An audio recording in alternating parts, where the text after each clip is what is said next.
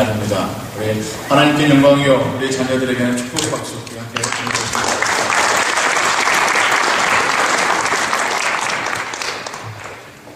오늘 우리가 함께 묵상하실 하나님의 말씀은 고린도전서 9장 19절로 23절의 말씀입니다.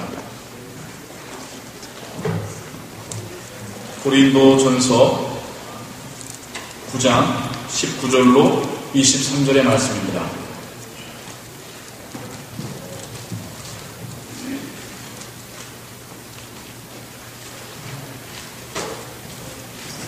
우리가 번갈아 읽으시고요. 마지막 절은 함께 읽도록 하겠습니다.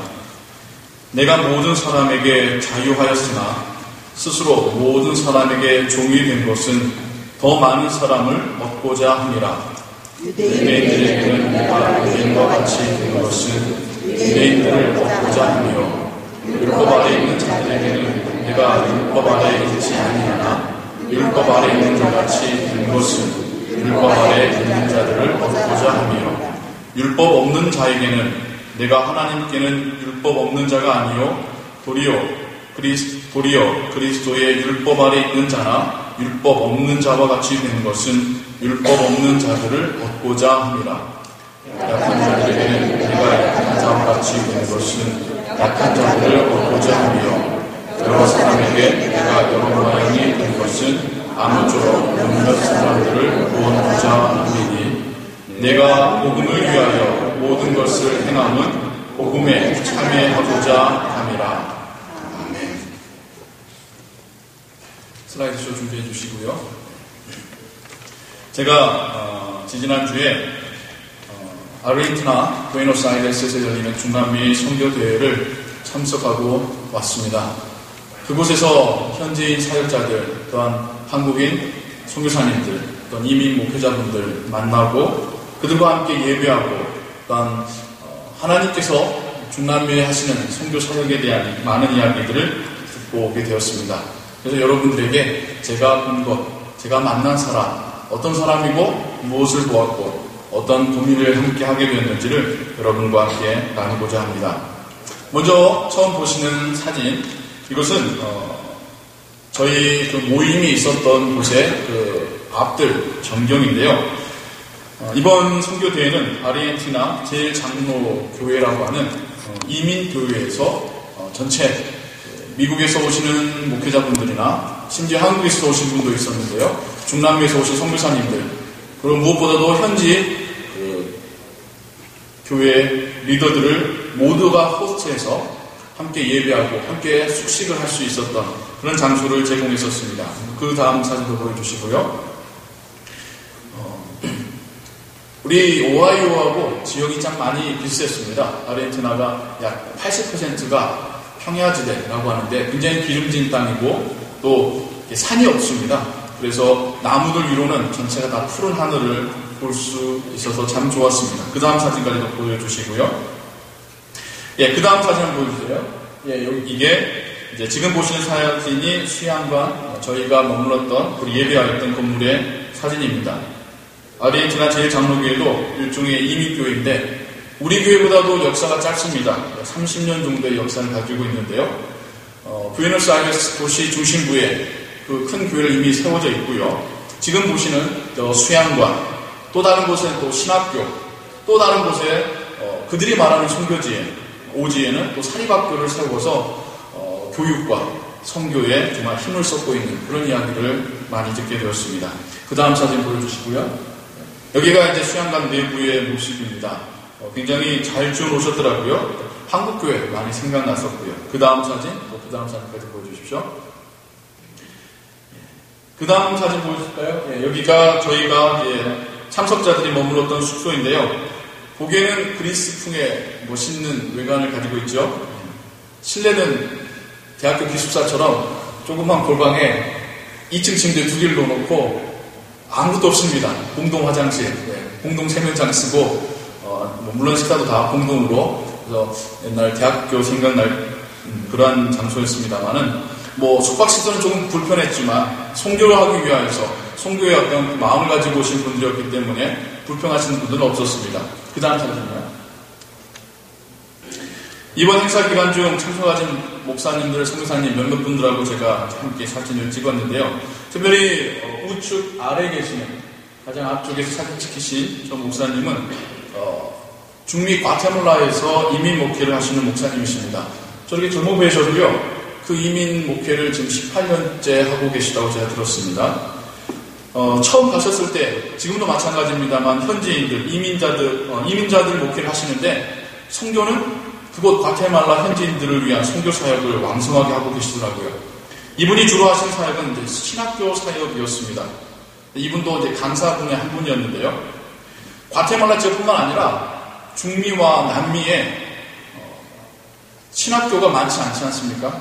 그리고 또 사역을 하려고 하는 현지인들이 신학 교육을 받기 위해서 다 대도시로 나올 수는 없는 그런 상황입니다. 그래서 그런 곳에다가 그 간이 임시 신학교를 세워주고 방송으로 그들에게 강의를 하면서, 물론 이분이 강의하는 게 아니라 신학 교수님들을 모셔다가 스페니쉬로 강의를 하는 것을 영상을 찍어서 그 영상을 위성으로 보내주면 그곳에서 그걸 보고 이제 신학 교육을 받는데요.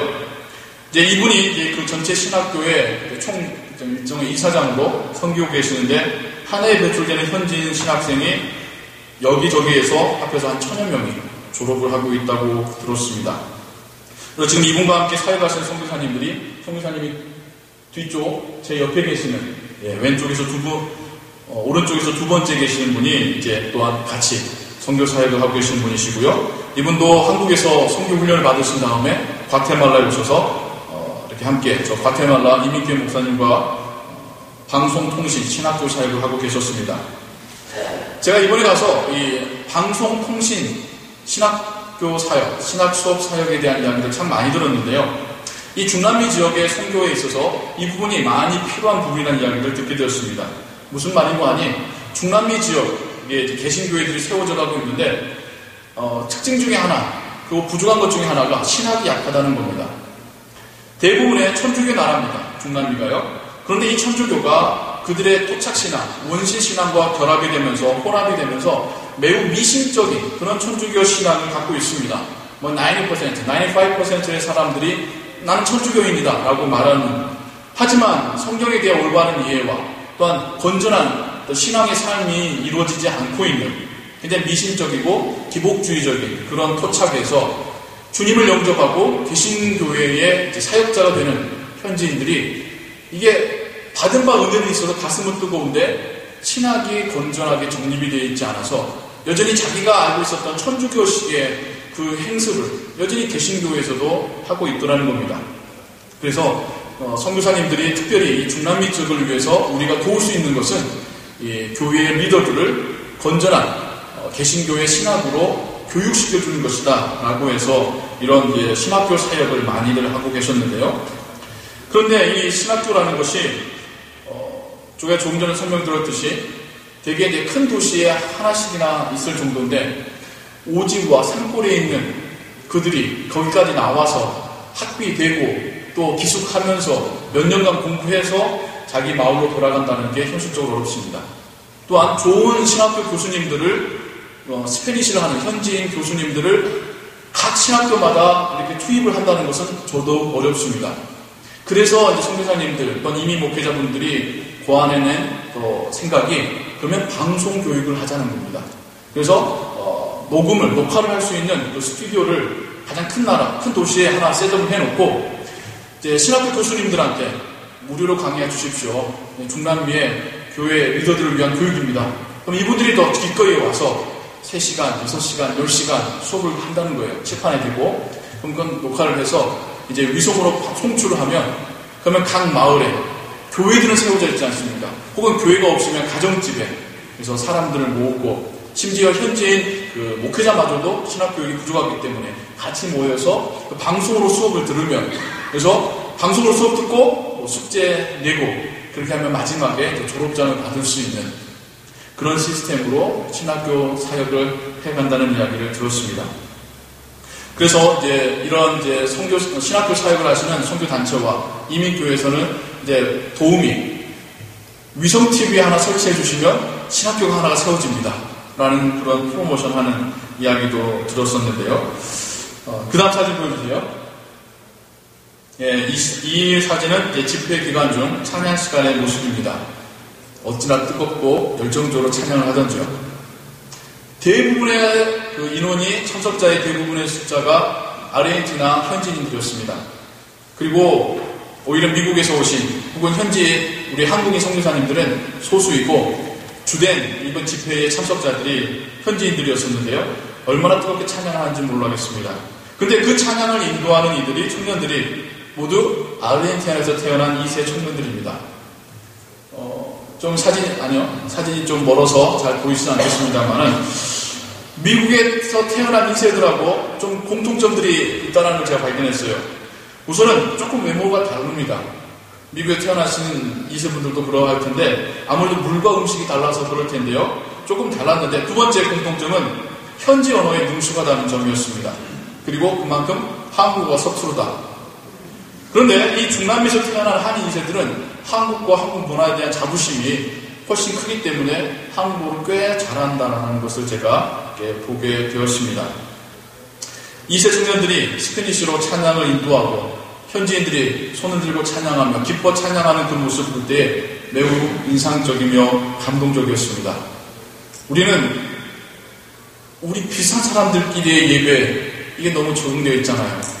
다른 문화, 다른 모습에 있는 분들이 같이 와서 예배한다 할 때에 우리가 그것에 대해 좀 더 훈련이 많이 필요하지 않나, 그런 생각들을 또 해보게 되었습니다.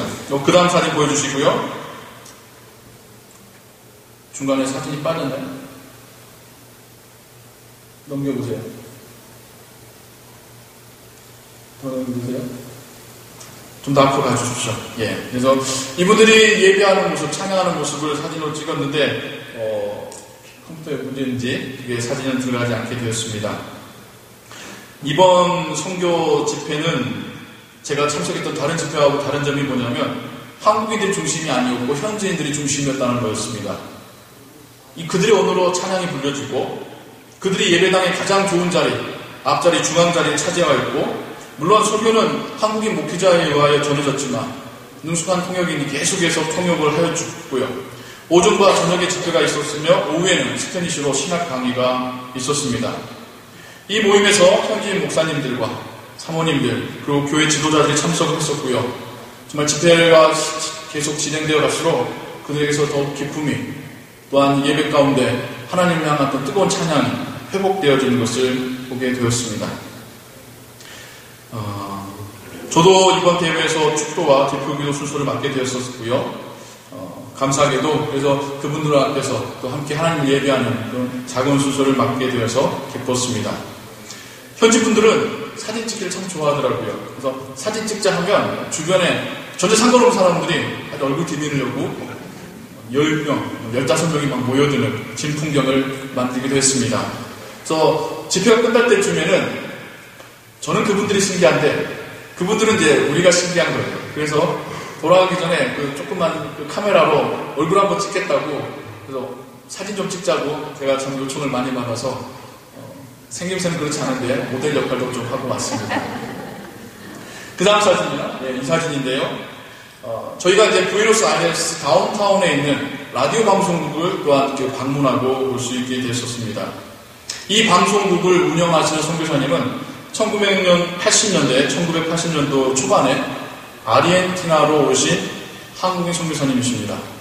근데 이분이 아르헨티나 오셔서 아르헨티나에 있는 한국인을 상대로 선교한 것이 아니라 아르헨티나 현지인들을 상대로 사역을 하고 계십니다. 이분의 사역은 라디오 방송 사역이었습니다. 아르헨티나는 TV 시청보다 라디오를 청취하는 이것이 훨씬 보편화된 문화라고 하시더라고요.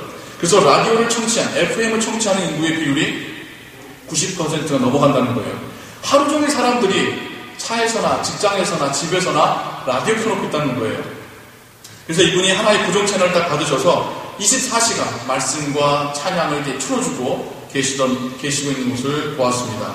그래서 이분이 지금 섬기시고 운영해 가시는 라디오 방송국을 방문하게 되셨는데요. 그 다음 사진 보여주세요.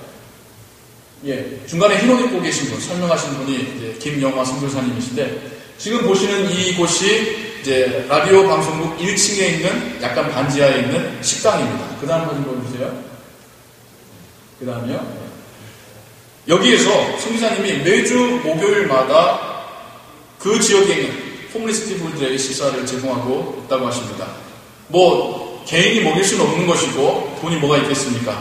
후원 받아 들어오는 것, 마치 우리가 이제 곧 가야서 봉사할 첼리스틴 미션처럼 그렇게 많은 사람들의 후원과 협력으로 그 지역의 빈민들에게, 홈리스 피플에게 300에서 400명 정도의 사람들에게 식사를 먹이고 있는 그러한 또 사역을 우리에게 말씀해 주셨는데요.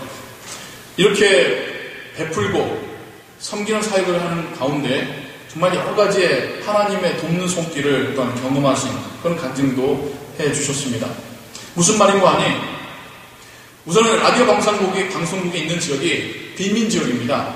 그래서 상태가 치안이 굉장히 좋지 않은, 저녁에 괜히 길거리 나갔다가는 공변당하는 곳이 바로 그 지역이더라고요. 근데 그 지역에 세워진 이 라디오 방송국이 정치인과의 문제에서 그 현지인들이 다 천주교인들이기 때문에 정치인마저도요, 이 개신교에서 운영하는 라디오 방송국을 좋지 않은 길로 바라보더랍니다. 물론 어떤 걸 허락해 줄 때에 굉장히 시간을 끌거나 잘 허락해 주지 않는. 그런데 이 라디오 방송국 사역을 통하여서 주변 사람들, 그 지역 사람들을, 특별히 홈리스 피플들을 먹이는 사역을 계속했더니 그 지역 사람들의 인식이, 이 라디오 방송국에 대한 인식이 바뀐 거예요. 그러니까 그 사람들의 표를 의식해서 정치인들이 이 라디오 방송국에게 좋게 호의로 대할 수밖에 없는 그런 많은 이야기들을 또 들었었고요. 특별히 예전에 이 지역에서 폭동이 일어난 적이 있었다고 합니다.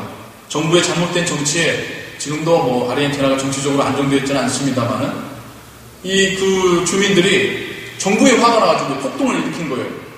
폭동을 일으키면 이제 분명한 대상이 있으면 거기 싸우러 갈 텐데 그게 아니고 우선 배가 고프고 하니까 상점들을 돌로 깨부시고 탈취해가고 불을 지르는, 말 그대로 아비규환의 폭동이 일어나게 되었답니다.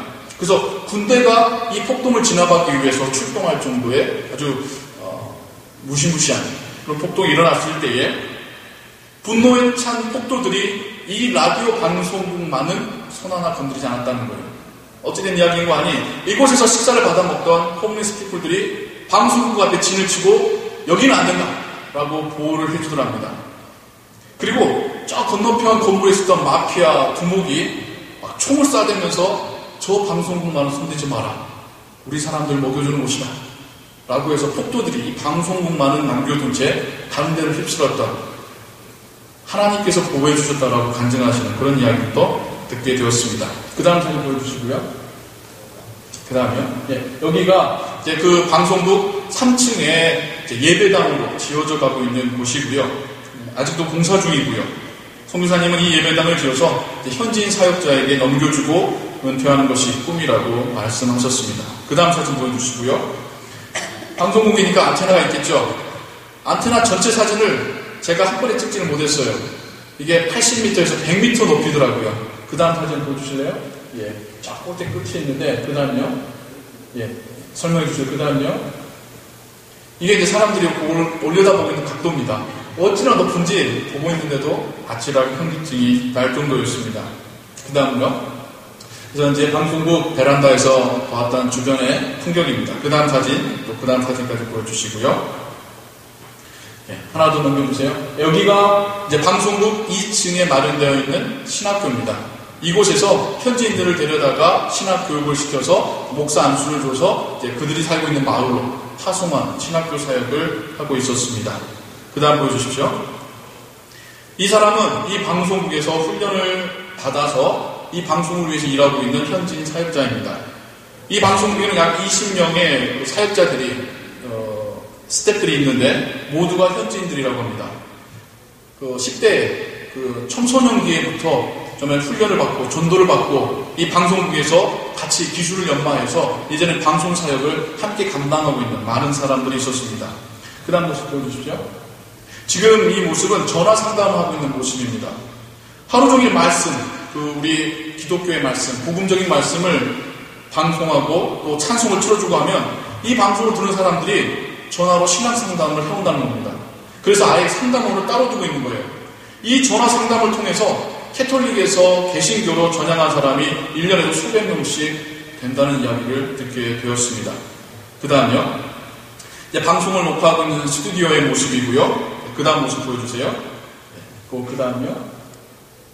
하나 더 보여주시고, 이제 방송인 모두가 현지인들에 의하여서 꾸려져 가고 있는. 그래서 한국에서 온 선교사에 의해서만 주도되는 그런 선교사역이 아니라 이제 현지인들에게 점차 이것이 넘겨져 가고 있는 그런 모습도 보게 되었습니다. 그 다음 모습 보여주세요. 방송국 외부 건물의 모습이고요. 그 다음 모습 사진 보여주십시오. 이게 이제 전체 집회를 마치면서 참석하신 분들 사진을 찍었고요. 그 다음요. 이 선교사님에 대해서 제가 특별히 여러분에게 설명을 드리고자 합니다. 이분의 이름은 이광모 선교사님이신데요. 여러분 영화 미션을 보신 적 있으십니까? 끄덕 계시던지 이해라고 하시던지 좀 사인해 주십시오. 아니면 제가 설명을 더 자세히 해드려야 되니까. 영화 미션 보신 적 있으세요? 네. 좋은 영화는 좀 보셔도 좋습니다. 일반 생활에. 이 영화 미션의 배경이 지금 아르헨티나와 브라질의 접경에 있는 이과수 폭포의 주변 지역입니다. 이곳에 살고 있는 원주민들이 과라니족이라고 하는 부족민들인데요. 우리 한국의 역사가 예전 고조선부터 하자면 약 3,000년, 5,000년이 좀 더 되죠. 이들이 거기서 살았던 역사는 만년이라고 합니다. 그런데 처음 스페인이 남미로 진격에 왔을 때에, 정복을 하러 왔을 때에 선교사님들도 같이 온 거예요. 그래서 선교사님들이 이 부족에 들어가서 복음을 전해서 교회가 세워졌었습니다.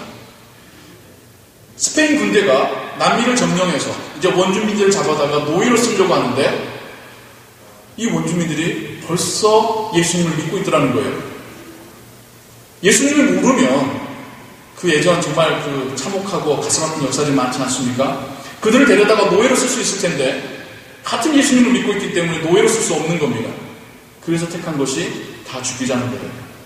그렇게 원주민 부족 마을에 들어가서 그들을 다 죽이고 그들과 함께 선교 생활을 했고 그들에게 말씀을 전했던 선교사님이 같이 순교하시는 그러한 이제 역사적 배경을 가지고 찍은 영화가 영화 미션입니다. 그 장소, 그 부족민들에게 선교 사역을 하고 계시더라는 겁니다. 50개의 부족 마을이 있는데 혼자서 25개의 마을의 교회를 세우셨다고 하더라고요. 이분이 그러면 젊었을 때 나가서 그렇게 했느냐? 그게 아니라 이분도 아르헨티나에 좀 배고픈 거 뭐냐면 살겠다고 이민 오신 분입니다. 거기서 자기 자녀들 다 키우고 자기 사업하다가 그리고 거기에 있는 꽤 큰 이민교회의 장로님으로 재직하시다가 60이 넘은 나이에 원주민 선교에 대한 그 마음을 하나님 주셔서 밀림 지역으로 들어가시게 된 겁니다. 지금은 70세를 넘긴 나이임에도 불구하고 열정적으로 살아가시는 모습이 참으로 인상 깊었습니다. 그 다음 선교사님 보여주실래요? 이 선교사님은 문서 선교를 하시는 분이신데요. 스페니쉬로 된 전도지를 무려 1억 장을 찍어서 사람들에게 나눠준다고 합니다. 혼자 나눠주는 건 아니겠죠. 우리 한국만 해도 전도지 누가 읽습니까? 근데 아직 남미 사람들은 마음이 순수해서 나눠주면 읽는데요. 그리고 읽고 진짜로 교회로 상담 전화하고 교회로 오는 사람들이 있더라는 거예요. 그리고 그 뒤에 서 계시는 분, 그분은 제가 좀 전에 보여드렸던 라디오 방송국 그 신학교에서 현지인들을 상대로 신학교육을 하시고 가르치시는 그런 선교를 하고 계신 분이신데요. 두 분 모두 아르헨티나로 어렸을 적에 이민 오신 1.5세들입니다. 자라면서 하나님의 은혜를 받고 헌신의 길을 깊게 걷게 된 것이죠. 잘 살아보겠다고 온 이민이었지만 그들은 하나님을 위해서 사는 선교 사역에 그들의 인생을 드리는 헌신적인 모습을 보게 되었습니다. 물론 미국 이민자들 중에서도 선교사와 목회자 또 여러 가지의 헌신적인 사역을 하는 분들이 있습니다. 하지만 전체 수에 비해서 우리는 여전히 부족하지 않나 하는 생각을 해보게 되었습니다. 우리의 자녀들과 청년들 중에서 정말 이 땅에서 하나님을 선포하고 하나님을 위하여서 헌신된 자들 더 많이 나와야 되지 않나 하는 생각을 그런 바람이 저에게 생겨나게 되었습니다. 그 이민교회와 우리 이민교회가 뭐가 다르다고 그들에게 주시는 그 은혜와 하나님을 향한 그 헌신이 왜 우리에게는 부족할까? 심각한 고민을 해보고 하고 오게 되었습니다. 예, 사진을 맞춰주시고요. 저는 이렇게 중남미 선교대회를 참석하면서 선교지를 방문한 것이 아니라 오히려 이민교회를 방문하였었고, 그 이민교회가 자기들이 속해 있는 그 땅에서 현지인들을 상대로 선교 사역하는 이야기들을, 많은 열매들을 또한 보고 올 수 있었습니다. 그러면서 저에게 한 가지 떠올랐던 생각이 있습니다. 선교의 방식의 다양성이라는 그런 이슈가 많이 생각해 보게 되었는데요. 우리의 선교, 이 단어를 생각하면 한 가지의 생각, 한 가지 이미지를 가지고 있습니다. 살고 있던 고향, 직장 다 버리고 떠나서 짐 싸들고 내가 한 번도 가보지 않은 그 땅으로 가는 것, 말이 다르고 문화가 다르고 외모가 다른 그곳에 가서 복음 전하는 것. 우린 선교하면 그것부터 떠오릅니다. 그래서 선교사님 중에 한국에서 제일 전반대인 아르헨티나와 브라질과 페루로 오신 선교사님들이 참 많았더랬습니다. 아니면 아프리카까지 가는 선교사님들이 참 많죠. 물론 선교입니다. 물론 이러한 선교가 매우 헌신적이고 매우 귀한 선교의 방법입니다. 이런 선교가 있었기 때문에 힌두교인 나라에 하나님의 교회가 세워질 수 있었겠지요. 이러한 선교사님들이 있었기 때문에 공산주의 국가인 소련과 중국에 지금에서 계속 교회가 세워져 가고 있겠죠. 이런 선교가 있기 때문에 아프리카 원주민들이 주님을 영접할 수 있었겠죠.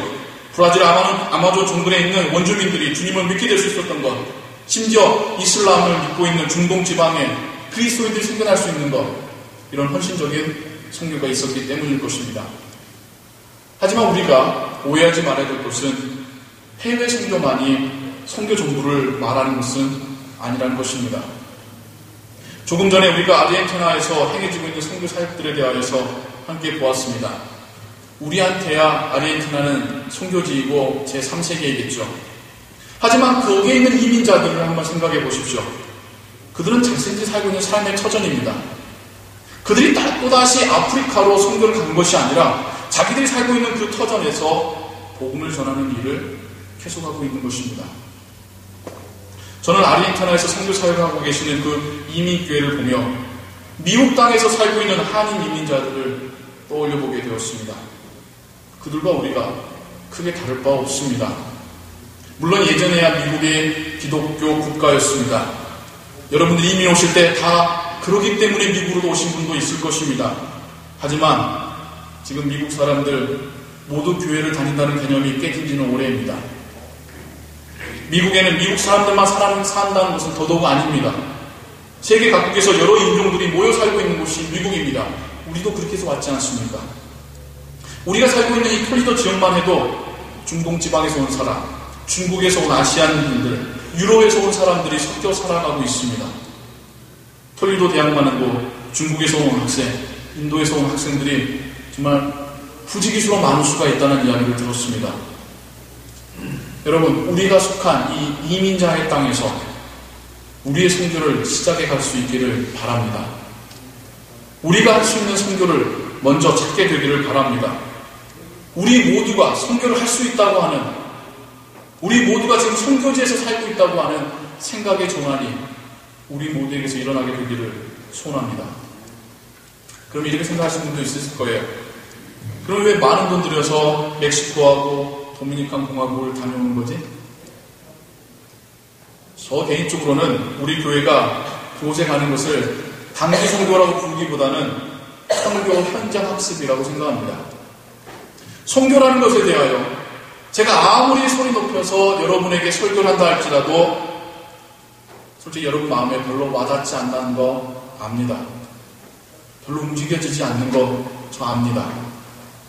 하지만 저도 그 선교 현장에 갔을 때에 우리가 할 수 있는 선교에 대하여 하나님 주신 은혜 깨닫고 왔고, 또한 우리 한국인만을 위한 목회가 아니라 한국인들이 이곳에 있는 여러 민족을 섬기는 사역을 꿈꾸고 올 수 있었듯이 성도님들도 선교가 이루어지는 현장에 나아가 보시면 하나님께서 이렇게 일하고 계시는구나, 하나님께서도 이 민족을 향한 사랑과 열정이 있으시는구나, 하나님은 나도 선교를 위하여 쓰실 수 있겠구나라는 것을 깨닫게 되실 것입니다.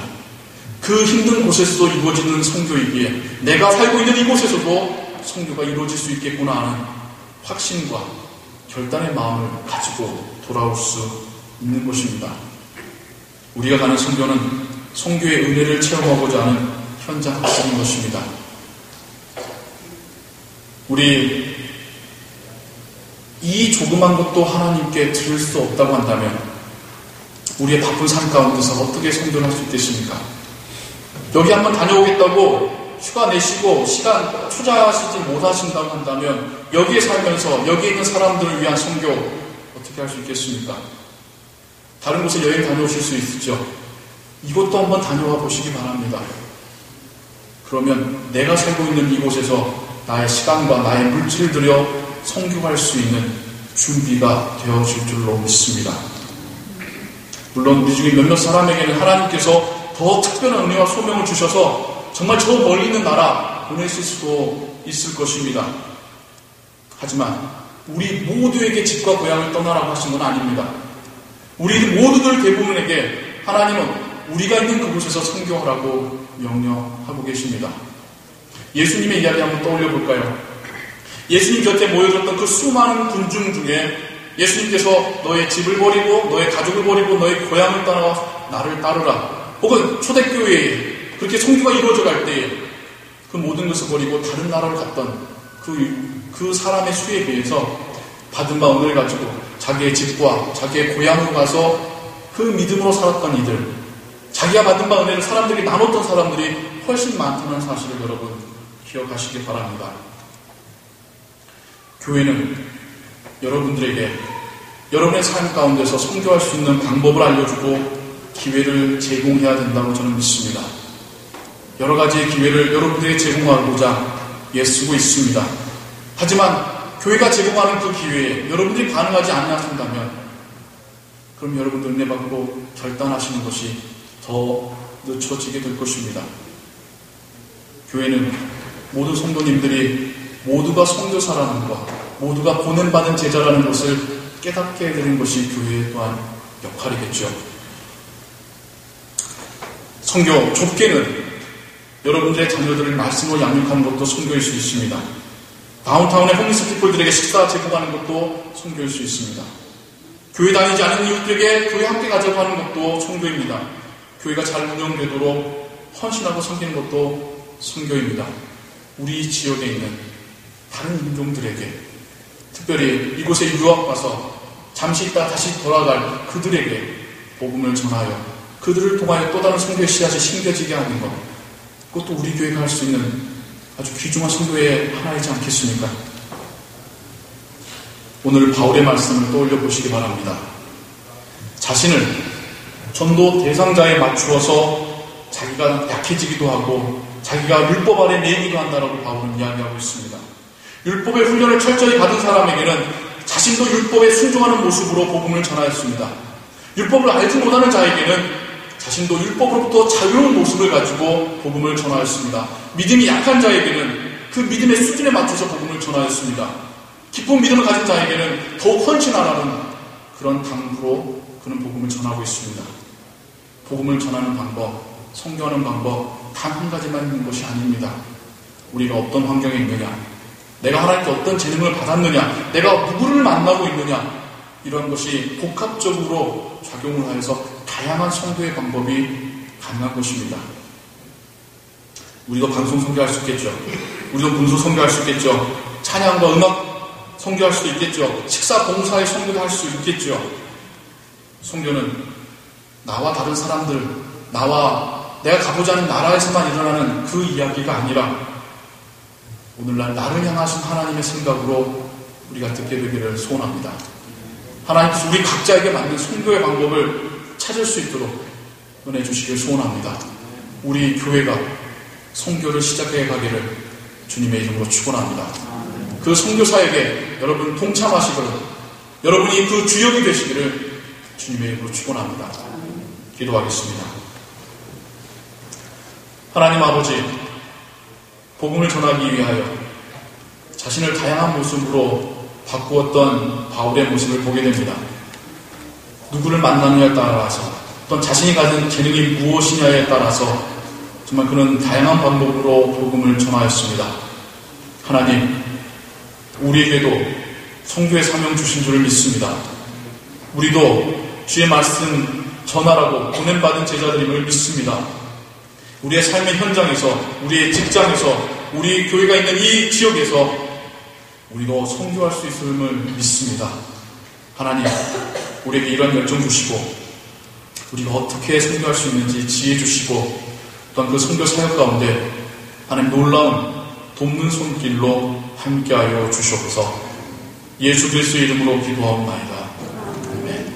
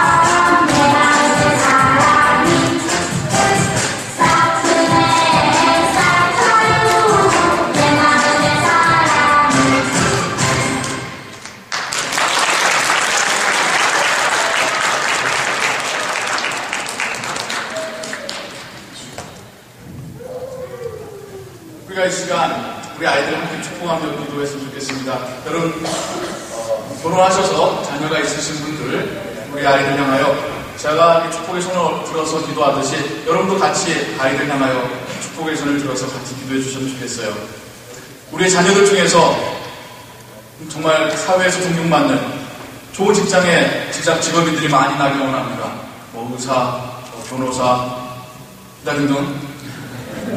그런데 선교하는 의사, 선교하는 변호사, 선교하는 교수님, 선교하는 사업가들 되기를 우리 함께 축복했으면 좋겠습니다. 우리 아이들 위하여 함께 축복기도 합니다. 하나님 아버지, 이 아이들을 주님의 이름으로 축복합니다. 이 아이들의 인생을 하나님 축복하시옵소서. 하나님 항상 동행하시옵소서. 이 아이들 가운데서 귀한 일꾼들을 모두 나오게 하시옵소서. 이 아이들을 통하여 하나님의 나라가 확장되어 가게 하시옵소서. 하나님, 이 아이들을 통하여 하나님의 선교가 더욱 힘을 얻게 하여 주시옵소서. 이 아이들에게 좋은 사람 맞는 축복 주시고 정말 적절한 그때에 하나님의 은혜가 넘쳐나서 정말 필요한 것을 채우시는 하나님의 은혜들을 경험케 하여 주시옵소서. 무엇보다 주와 동행함으로 인하여 정말 행복한 인생, 값진 인생 되게 하여 주시옵소서. 이들의 키가 자라게 할 때 더욱더 지혜도 자라고 믿음도 자라게 하여 주시옵소서. 예수 그리스도의 이름으로 축복하며 기도하옵나이다. 네. 우리 교회에서 주일학교 선생님에게 대표로 조그만 선물 하나 챙겨가도록 하겠습니다.